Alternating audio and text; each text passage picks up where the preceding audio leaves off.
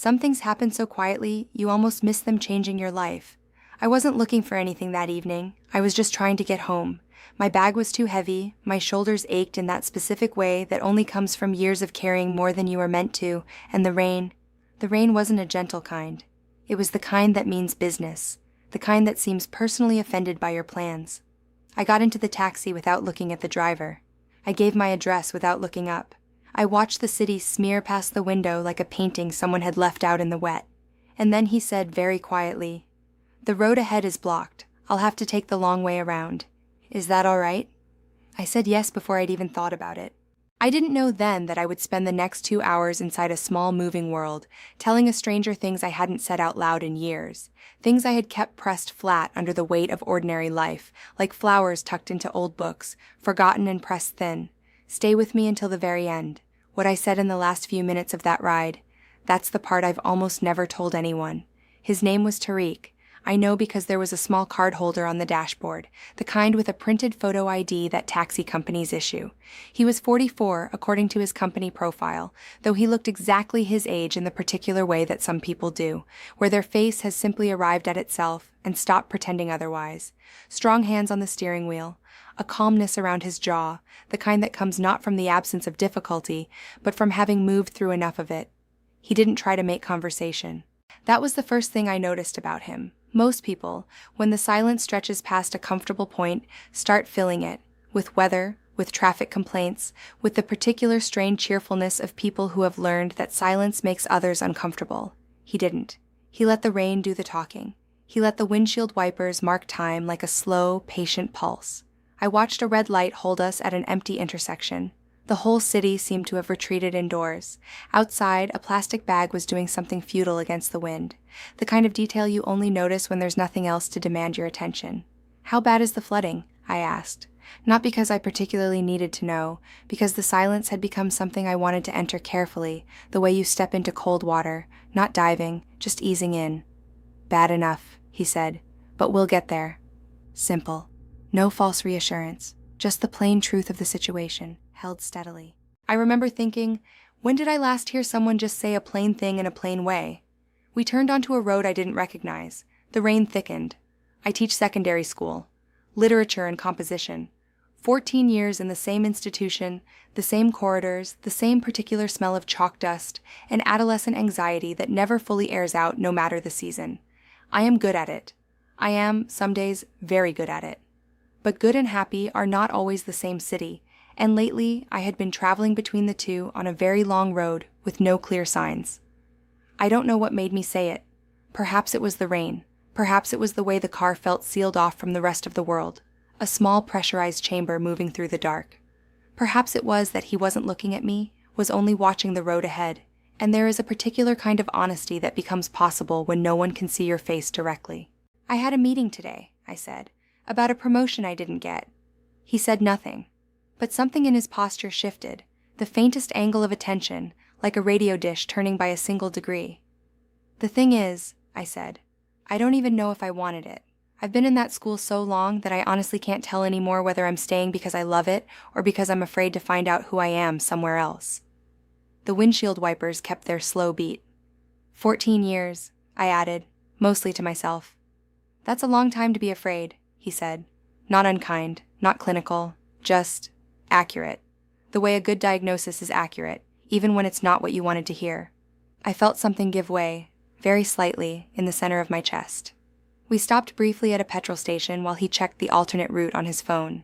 The rain hammered the roof. He bought 2 small cups of tea from the machine inside, not asking if I wanted one, just bringing it, and handed me mine through the gap in the partition with a quietness that felt entirely natural, the way people who are comfortable with themselves do things without making a production of them.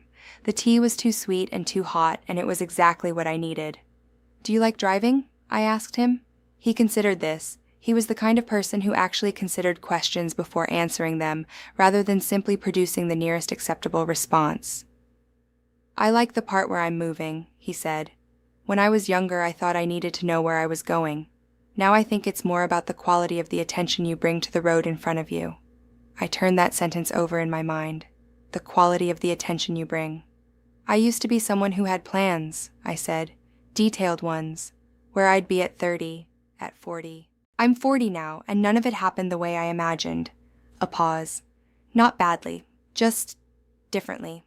And I'm not sure I've accepted that yet. He was quiet for a moment. What did 40 look like, in the plan? No one had ever asked me that. Not my mother, not my closest friend, not myself, not out loud, not with that kind of direct and neutral curiosity, not what went wrong, not what do you regret, just what did you imagine? What was the picture? I told him. I hadn't known the picture was still there, still so fully formed, until I started describing it. And then it poured out like something that had been waiting behind a door that no one had thought to open in years. That was the moment I understood. Whatever happened next, this conversation had already become something I could not undo, and I was not sure I wanted to. We drove through parts of the city I rarely saw, a neighborhood of old bungalows behind overgrown garden walls. A stretch of road that ran alongside the river, black and swollen in the rain. A cluster of shops still lit, someone visible through the glass of a bakery, moving unhurried behind the counter. I told him about the students I had loved most over the years. A girl who had written the most stunning personal essay I had ever marked, about her grandmother's hands, who had then disappeared into a life that would never again require her to write like that. A boy who had cried once in my class, quietly, over a poem, and whom I had never told that his reaction was the most honest thing I had witnessed in a classroom in 15 years. "Why didn't you tell him?" Tariq asked. "Because teachers aren't supposed to," I started. "To what?" I stopped. The sentence wouldn't finish itself in any way that made sense. "I think," I said slowly, "I have spent a very long time managing the distance between myself and other people, keeping it professional, appropriate, safe." I looked at my hands around the cup, and I wonder sometimes what I might have said, or done, or been, if I had been a little less careful. The rain shifted. For a moment it went almost gentle, a softer sound against the roof. "What would you have been?" he asked. The question sat in the air between us, not pressing, not demanding, just open, the way good questions are. They don't require an answer so much as they create a space where an answer might choose to arrive. "More," I said finally.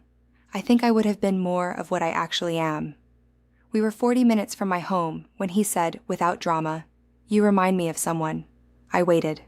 "My sister," he said. "She's a doctor. She worked for 11 years in a hospital she was too good for, because she didn't believe the thing she'd built in her mind was actually possible. Then one day she just left. She told me later she'd been afraid that if she stopped, everything she hadn't done would rise up and accuse her." He paused. "But it didn't. She said it actually got quieter." I thought about quiet, about what it would feel like to stop bracing for the accounting of unlived days. "Is she happy now?" "She seems lighter," he said. "Happy is a complicated word."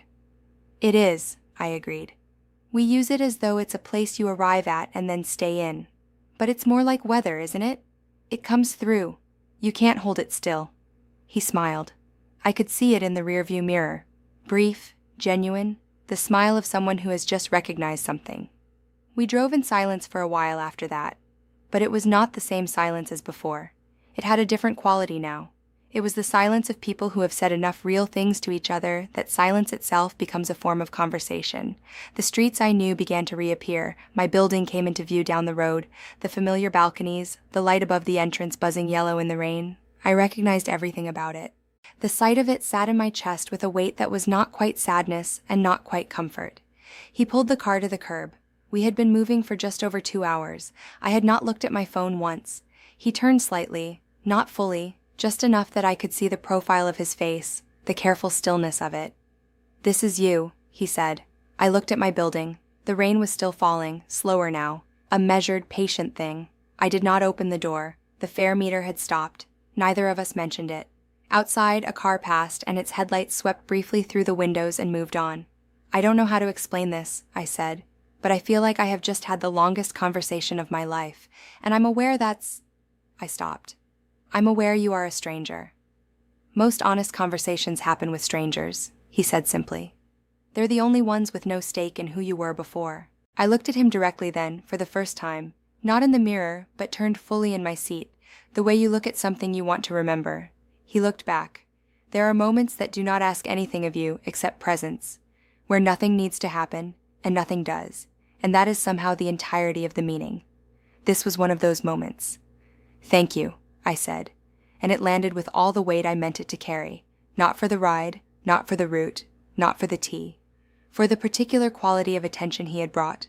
For the 15 questions he hadn't asked. For the way he had held the space of my words like someone who understood that the important thing was not to fill it. He nodded once. "Get home safe," he said. I opened the door. The rain met my face, cool and real. I walked inside without looking back. Not because I didn't want to, but because some moments you protect by not asking more of them than they were. He had given me exactly what the evening needed to give me, and I had finally let someone in long enough to give it. I still think about that drive sometimes, not with longing, not with regret, but with something quieter, something that feels like what it might feel like to be reminded that you are still capable of being reached. That the parts of you that were always the truest parts are not gone. They were just waiting for the road to close off, for the rain to fall hard enough that everything optional fell away, and you were left with only what was real. I think about the quality of the attention you bring. I've tried, since that evening, to bring more of it. To the classroom, to the conversations I have with people I've known for years and perhaps never quite seen. To the question of who I might still become if I let myself be a little less careful. It's not easy. But then, the road was always going to be the long way around. Is there someone you've met, unexpectedly, who said the exact thing you didn't know you needed to hear? Someone who held a door open, not to a room, but to a version of yourself you'd been keeping locked?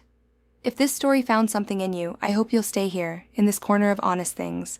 Like and subscribe if you'd like to keep walking this road together. Every story here is made to find you exactly where you are.